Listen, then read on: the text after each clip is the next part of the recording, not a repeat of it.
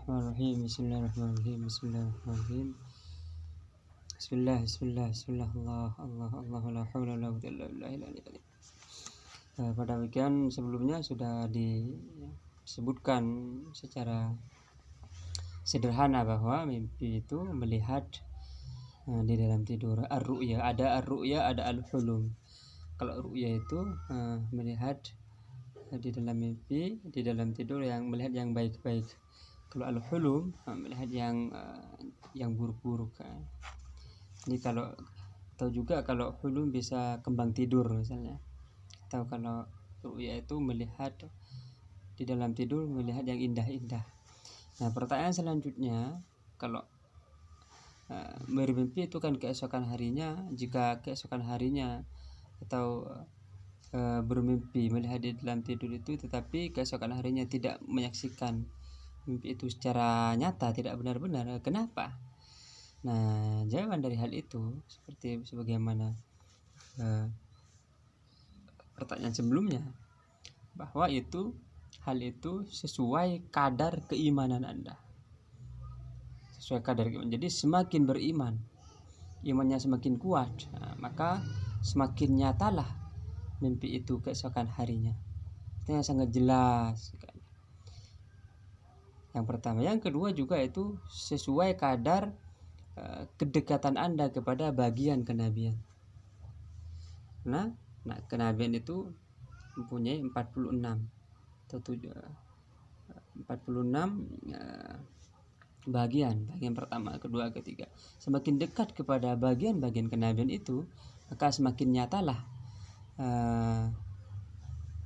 mimpi Anda keesokan harinya atau beberapa hari kemudian.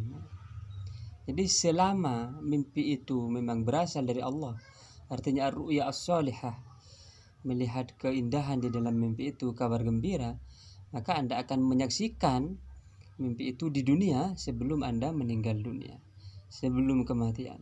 Karena itu adalah merupakan salah satu bagian dari informasi agung, karena berupa salah satu bagian dari kenabian. Dan kenabian itu kenabian sesuatu yang sangat agung sekali, bahkan kewalian pun, kewalian itu jauh di bawah kenabian. Dan mimpi yang baik itu adalah informasi dari Allah Subhanahu wa taala di dunia yang diberikan kepada hamba-hamba yang Dia kehendaki. Jadi di antara mimpi yang baik itu adalah mimpi-mimpi atau melihat di dalam tidur, melihat ketika tidur, melihat para nabi, misalnya orang-orang soleh. Jadi ketika kita tidak bermimpi, tidak melihat di dalam tidur, tidak melihat Rasulullah Muhammad SAW, itu berarti kita memang jauh dari Nabi Muhammad SAW, sedang. Jadi kita memang berusaha untuk bermimpi Nabi, dan juga kita tidak ikhlas di dalam beramal, ada kurang. Jadi ini ketika kita tidak bermimpi yang baik, maka kita harus introspeksi diri, muhasabatun nafs. Karena jika kita sudah sampai kepada hal itu, bermimpi Nabi Muhammad SAW, tentu saja itu adalah fathan mubina, itu adalah salah satu keterbukaan, salah satu futuh dari Allah Subhanahu wa taala. Karena mimpi itu kita berinteraksi dengan mimpi ini harus, jika ada pertanyaan misalnya bagaimana kita seharusnya berinteraksi dengan mimpi, berinteraksi dengan apa yang kita lihat di dalam tidur, dengan kabar gembira dari Allah Subhanahu wa taala. Bagaimana kita berinteraksi, bermuamalah dengan mimpi ini? Ada dua jawaban tentang hal itu. Yang pertama, kita harus mengagungkan mimpi itu. Karena memang Rasulullah Nabi Muhammad SAW itu sangat mengagungkan juga terhadap mimpi. Bahkan setiap pagi Nabi Muhammad itu bertanya kepada para sahabat, siapa yang tadi malam melihat mimpi ru'ya as-salihah. Jadi bedakan dulu antara mimpi dengan hulum, yang mimpi-mimpi melihat hal-hal yang mengerikan gitu, atau kembang tidur saja. Jadi pertama harus mengagungkan, karena Nabi memang mengagungkan. Bahkan di dalam Al-Quran juga disebutkan mimpi-mimpi para Nabi itu. Disebutkan mimpi para Nabi. Makanya perlu diperhatikan, sangat diperhatikan. Jangan biarkan misalnya mimpi ini hanya sebatas dianggap kembang tidur, tidak mempunyai kepentingan sama sekali. Tentu saja ini mimpinya orang-orang yang bersih hatinya. Beda kalau mimpi misalnya ada orang yang tiap malam ada yang bermimpi Nabi Muhammad SAW, dan tiap malam menyaksikan hal-hal yang luar biasa. Jadi memang mimpi beda-beda setiap orang sesuai kejujuran hatinya. Semakin jujur, semakin benar hatinya. Lisannya semakin jujur, maka lisan hatinya juga semakin jujur. Jadi ada orang yang tidak pernah mimpi, ada yang juga yang mimpinya simbol-simbol saja gitu, karena tidak diperhatikan.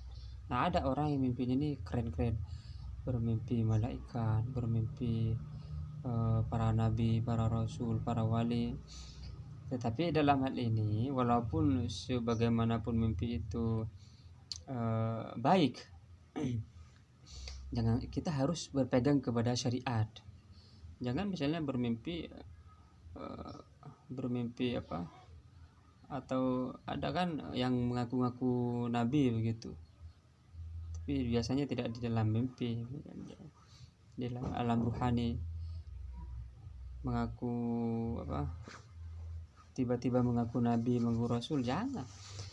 Makanya perlu belajar itu. Kalau orang-orang yang menempuh perjalanan spiritual, perjalanan ruhani, suluk, ini syariatnya harus kuat. Jangan tiba-tiba mengaku nabi, mengaku rasul. Waduh, berarti kurang belajar. Tetaplah nabi ya ba'di, tidak ada nabi setelah Nabi Muhammad SAW.